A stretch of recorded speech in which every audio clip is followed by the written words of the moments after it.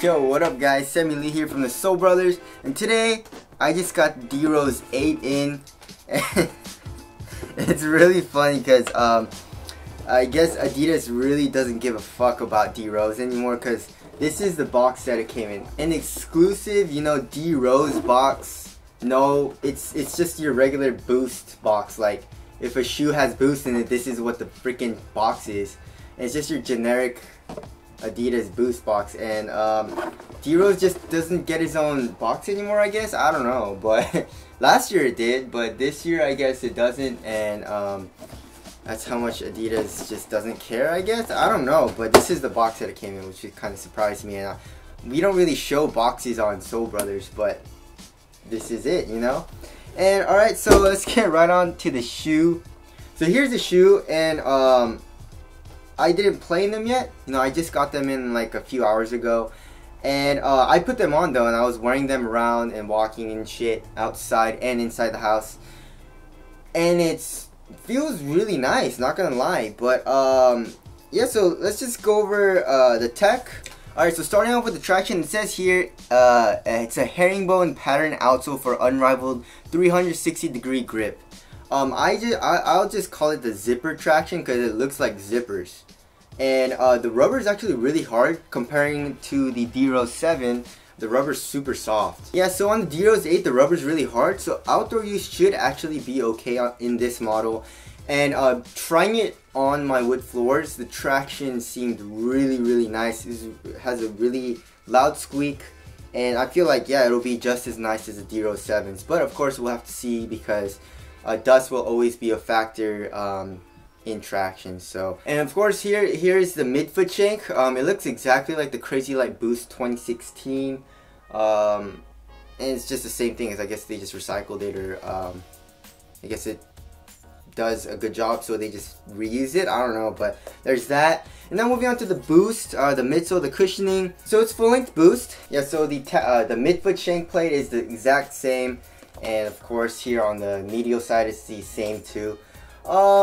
But anyways, alright, so the Boost in the forefoot is actually caged here on the lateral side, which is good. You don't want this part of the midsole to be you know, soft, because you don't want the shoe to roll like that on this side, because you will be prone to ankle injury if it does roll over too much, if it's too soft here.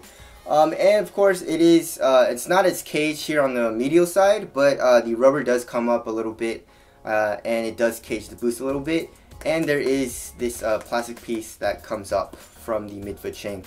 And right here in the back also, the rubber comes up to cage the Boost. And this is kind of like a heel counter, I guess, an external heel counter. It's really low, and I don't feel like that cages it. It feels like it goes right over the Boost. But last year's D-Rose model, the heel counter, the external heel counter, kind of did cage the Boost. But it does feel pretty similar to the D-Rose 7. I will say the heel feels really bouncy, and it is caged, so it doesn't feel mushy, so which is really nice for me.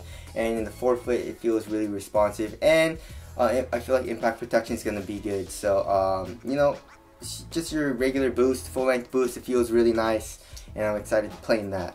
So now moving on to the upper, it says on the website it's an engineered air mesh upper with zonal cutouts for maximum breathability and an adaptive fit.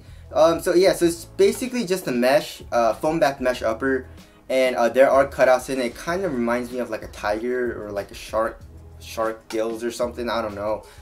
But that's for it says more breathability or ventilation. And yeah, I feel like that's a good idea. When you do bend your foot like this, it bends in the cutout, so it actually conforms to your foot a little bit better in the forefoot, which I think is a good idea. As far as feeling wise in the hand, it doesn't feel super cheap. It doesn't feel super premium either. It just feels like pretty good. But on foot, it doesn't feel bad at all. It feels soft right now, and I don't feel like I didn't have any like pinching or anything like I did in the Hardens. So it feels soft and pretty nice, and it actually feels like it's supportive. So I'm not super mad at the upper, and there are a lot of fuse layouts here in the laces and on the medial side. and here in the toe for toe drags. I still don't understand why they fuse it here on the medial side when this should be over here, but the cage comes up, so I guess that's good for lateral stability. But there's that. So the materials feel okay. For fit, go true to your Adidas size. Every shoe that I wear a size 7.5, you know, Nike, Under Armour. But in Adidas, I have to go half a size down to a size 7. So I guess that's my true Adidas size. So yeah, go true to your Adidas size. It feels really nice. One thing I did notice is that it fits a little narrower than most D-Rose shoes. So the D-Rose 7 did fit pretty normal or a little bit wider. But this, it was actually kind of narrow on my foot. Nothing bad, but it felt a little snug. So if you're a wide footer, watch out for that. And one thing I was worried about was toe space. I thought there was going to be a lot of toe space in the D-Rose 8 like there was in the D-Rose 7. That's why I had to add an extra insole in this shoe. But no, there was actually no toe room in the D-Rose 8, and it feels super nice, and I'm actually impressed with the fit. It says integrated lace cord for optimal lockdown. So there's no eyelets. It's just the lace. It's kind of like a cord thing that goes around and your laces go through it. It's really weird. I don't know how this improves lockdown because it does the same thing as an eyelet. But one thing that I am worried about is durability, because I feel like this can snap. I don't know why that would be a thing, but there's that.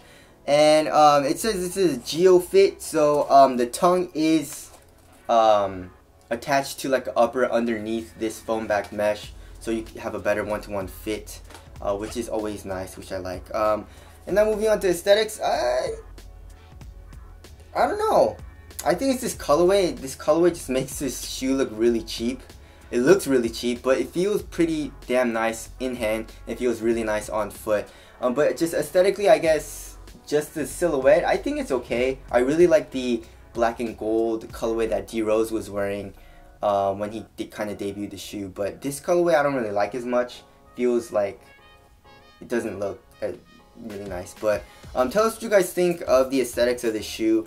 And another thing is when you're buying when you go on the Adidas website and you there's a new shoe, there's like a new basketball shoe that comes out or something, it goes all the way to the top and you can see it, like the first few items is there, right? But then the D-Rose 8 comes out, and I didn't even know, alright? And I checked the Adidas website, of course, and I was like, oh, there's nothing new, I guess. And then I just scrolled down, it's like after the Dame 3 is on the bottom of the website, there's the D-Rose 8. So I feel kind of bad for D-Rose, my boy D-Rose, but I guess Adidas doesn't really care too much about selling his shoe, or maybe his shoes don't sell as well as they used to, because now that he's, you know, he got injured and stuff. But anyways, that's it. That's my first impressions look on the D-Rose 8. I feel like it's gonna be a really good performer, and yeah, tell us what you guys think, and versus video will be coming soon, of course, also. So that's it. Thank you guys for watching, and I'll see you guys in the next one. Peace.